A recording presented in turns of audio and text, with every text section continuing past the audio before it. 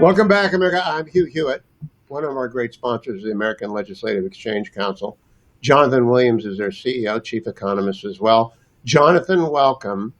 It's a grim day, but I didn't change up the schedule because I wanted to ask you about your state legislators with whom you're so close and who you met with in Indianapolis. What do they think about the mood in this country? I mean, on one hand, things are going great. On the other hand, there are these wild, wild crime statistics, and then an assassination of a good friend of mine, and I'm probably of yours, Charlie Kirk. What do they say to you in the hallways of an ALEC meeting? Well, it's a good point, Hugh, and our prayers go out to his widow and his family. Charlie was really an American treasure, and it's a dark week for America. I think you're right. I mean, there's a whole lot of optimism in so many ways when you're talking about the Trump reforms and economic policy and so many big things that are happening in the states as well.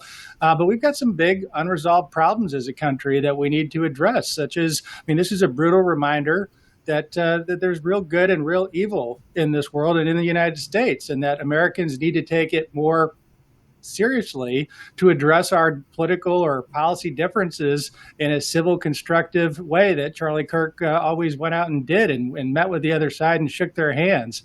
I was with Speaker Mike Johnson a little bit earlier this afternoon. He was recounting his stories with Charlie, and that's exactly what he would want all of us to do. And I think at ALEC, it fits so well in that we are always looking to reach across the aisle, and even with those with whom we disagree on so many issues, we want to find those common sense commonalities of policy that we can agree upon. And so I think we all owe it to ourselves and owe it to Charlie's legacy to double down on exactly that. Now, Jonathan, when you got together in Indianapolis last month, maybe it's 2 months now, that was after the murder of the Minnesota lawmaker by the reactionary. I think he was a man of the far right. I'm not sure. I can't recall. Did anyone talk to you in the hallways about their growing concern about being in public life? Well, I was actually the day that happened. I was in Chicago, and I was with the Minnesota state senator who was learning about that the morning that we were having breakfast at one of our smaller group ALEC academies. And it's something that hits really close to home to so many of our ALEC members that maybe haven't been visited at their doorstep, thank God. But lots of threats around the building, around their offices. We've seen the violence even when Scott Walker was trying to do those heroic reforms in Wisconsin. People were literally breaking down the state capitol building in Madison, Wisconsin, looking to stop the political, peaceful process that we have as a country and state legislative bodies all across America.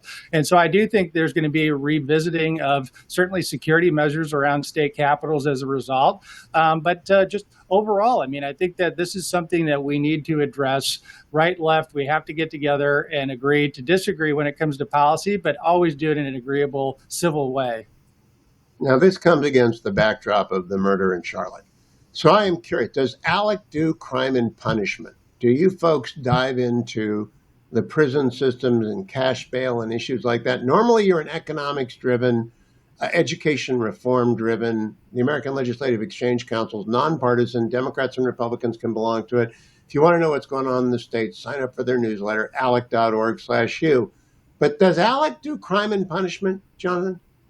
We do. In fact, Hugh, we have a judiciary task force at ALEC that deals with things as far ranging as tort reform on the civil justice side to all the way to addressing violent crime. And so many of these issues that we're seeing right here in Washington, D.C., or in Fairfax County, or in Alexandria and Arlington, where we have these prosecutors that don't prosecute violent criminals, right? And then we wonder, surprise, surprise, people are back on the streets again committing similar crimes. I mean, it's not that long ago that we had members of Congress who were carjacked at gunpoint several blocks from the United States Capitol because of Washington, D.C. not being able to get it together. So I think the president is certainly onto something very real when it comes to these blue cities, especially need a whole lot of help to address these issues. But I mean, we have to address the underlying problem, which is not prosecuting violent crime where it exists. And so this is going to be a continual discussion. And we have a new publication that we're really excited to be releasing later on this year addressing the violent crime epidemic and what state legislators can do about it.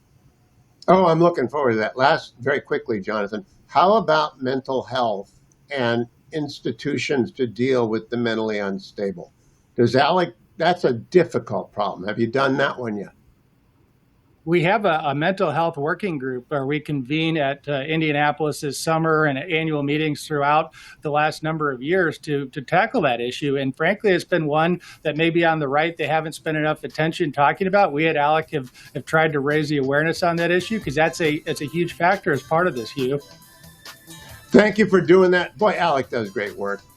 Sign up for their newsletter, American Legislative Exchange Council, alec.org/U, alec.org/U. More of your phone calls. Thank you, Jonathan Williams. I'll be right back for more of your calls at 1-800-520-1234. Stay tuned.